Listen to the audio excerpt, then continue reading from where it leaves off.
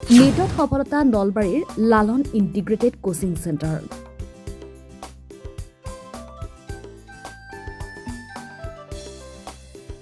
দুই ছাত্ৰৰ সাফল্যত উৎফুল্লিত অভিভাৱক শিক্ষানুষ্ঠান।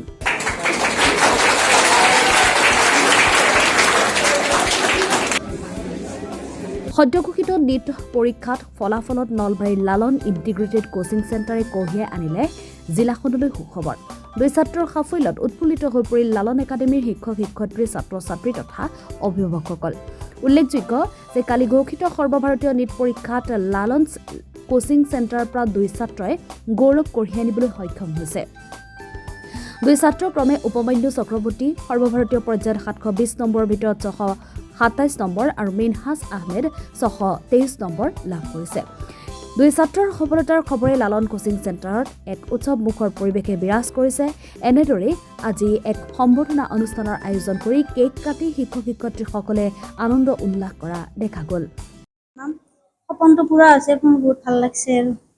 যেহেতু ঘৰৰ ওচৰৰ কাৰণে মই বেছি সুখী, কাৰণ মই দূৰত পঠাব লাগি মই ইমান এটা সেই নাই। ছাৰে মোক যিদিনা ফোন কৰিছে, মই সিদিনা আমাৰ ছাৰে কৈছে, মই সিদিনাৰ পৰা সপোনটো দেখিলোঁ। তো সেইকাৰণে মোৰ ছাৰৰ হাতলৈ মোৰ একদম বহুত ভাল লাগিছে আৰু সেইকাৰণে মই সেই টিচাৰখিনিৰ কাৰণে টিচাৰখিনিক একদম ধন্যবাদ দিছোঁ আৰু সিহঁতৰ লগত একদম বহুত লাগি আছে, সেইকাৰণে বহুত ভাল লাগিছে আৰু। মোৰ নাম মিনাজা আহমেদ, মই হায়াৰ ছেকেণ্ডেৰী ফাৰ্ষ্ট ইয়েৰৰ পৰা ইয়াতে পঢ়িছোঁ। চৰকাৰী যিটো ৰিজাল্ট দিছে 623 পাবলৈ সক্ষম হৈছোঁ। JEE-ৰ ৰিজাল্ট দিছে, মই আজিকালি চেণ্টাৰ পাইছোঁ। তাৰ কাৰণে মই মোৰ টিচাৰবিলাকক বহুত থেংক ইউ ক'বলৈ বহুত গ্ৰেটফুল আৰু টিচাৰবিলাকে বহুত ছাপোৰ্ট কৰিছে, গাইডেঞ্চ দিছে, মটিভেশ্যন দিছে। মটিভেট হ'লে সদায় আমাক মটিভেট কৰে। আমাৰ যিমান পেচেঞ্চ আছে সেইবিলাকো বহুত ইফেক্টিভ হয়। লালনছে কেনেকৈ লালনছে মানে বহুত ডেভেলপ আছে। ফৰ এক্সাম্পল আমাৰ ক্লাছৰ মানে লিমিট নাথাকে, আমাৰ বহুত ডেইলিতে ক্লাছ কৰে। যিমান ডাউট থাকে লগ ডাউটটো ক্লিয়াৰ কৰে। ইভিনিং হ'লেও ক্লাছ কৰি ডাউট ক্লিয়াৰ কৰে। 24/7 এভেইলেবল থাকে আমাৰ টিচাৰ্ছবোৰ ডাউটৰ কাৰণে। ইয়াৰ টেষ্টবোৰ বহুত ফ্ৰিকুৱেণ্টলি হয়, যাৰ কাৰণে আমাৰ মিষ্টেকবোৰ এনালাইজ কৰা হয়।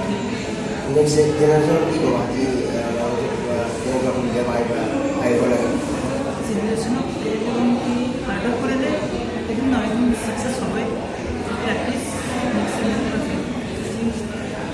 যিমানে বেছি প্ৰেক্টিচ কৰি মানে বেছি ভাল হ'ব। গাইডেঞ্চ বহুত ইম্পৰ্টেণ্ট, গাইডেঞ্চটো বেছি ইম্পৰ্টেণ্ট। আমাৰ টিচাৰৰ পৰা বহুত ভালকৈ পোৱা যায়। তুমি যি পাৰ্চেণ্ট পাইছা মানে বেছি পালেতো আৰু ভালে লাগে, যি পাইছে পেৰেণ্টছ শুনি যিহেতু আৰু মোৰ নাম শ্ৰী উপমান্যু চক্ৰৱৰ্তী। মই যোৱা নীট পৰীক্ষাত মই 627 নম্বৰ লাভ কৰিবলৈ সক্ষম হৈছোঁ। মই এই লালন ইনষ্টিটিউটৰ টিচাৰবিলাক মই ক'ব খুজিছোঁ যে বহুত এক্সপিৰিয়েঞ্চ হয়।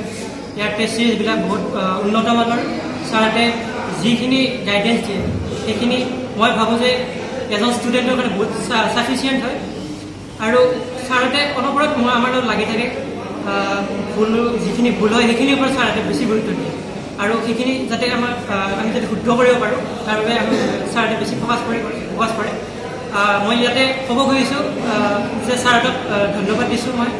আৰু অহা বছৰকেইটাত মই ভাবোঁ যে লালন নলবাৰীৰ পৰা ইয়াতকৈ বহু বেছি ভাল এটা ৰিজাল্ট ওলাব, সেই মই আশাবাদী। ধন্যবাদ।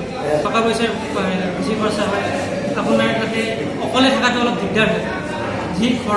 ঘৰৰ যি পৰিৱেশ সেই পৰিৱেশটো ক'তো নাথাকে।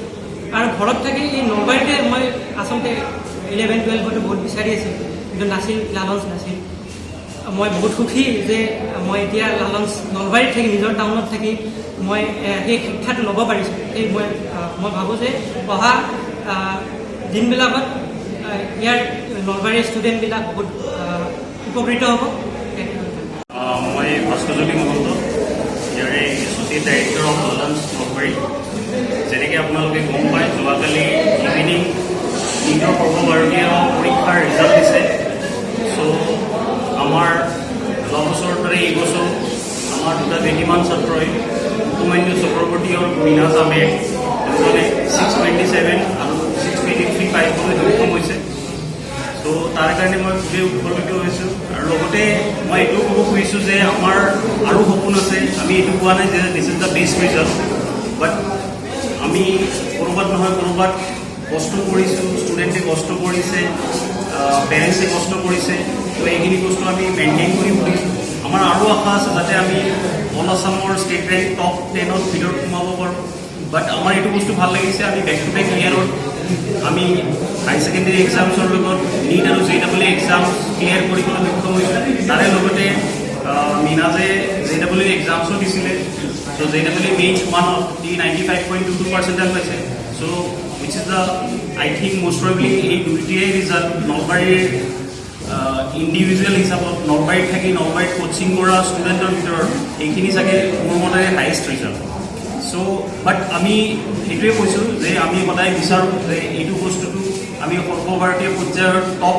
100 কেটেগৰীত যাতে আহিব পাৰোঁ তাৰে কাৰণে আমি খুবেই কষ্ট কৰি আছোঁ আৰু কষ্ট কৰি থাকিব লাগিব আপোনালোকে আশীৰ্বাদ কৰিব ধন্যবাদ আমাৰ এতিয়া 150ৰ ওচৰে পাজৰে ষ্টুডেণ্ট আছে চ' এতিয়া আমি 2021ত এইটো অনুষ্ঠানটো ষ্টাৰ্ট হৈছে এষ্টাব্লিছ হৈছিলে 2021ত চ' 2021ৰ পৰা 2023লৈকে আমি খুব কম সংখ্যক ষ্টুডেণ্টেৰে আগবাঢ়িছিলোঁ কিন্তু 2023ত আমি খুব ফলপ্ৰসূ ৰিজাল্ট পাইছিলোঁ তো তাৰ পৰা আমাৰ এতিয়া ষ্টুডেণ্ট বাঢ়ি 150 ক্ৰছ কৰিছে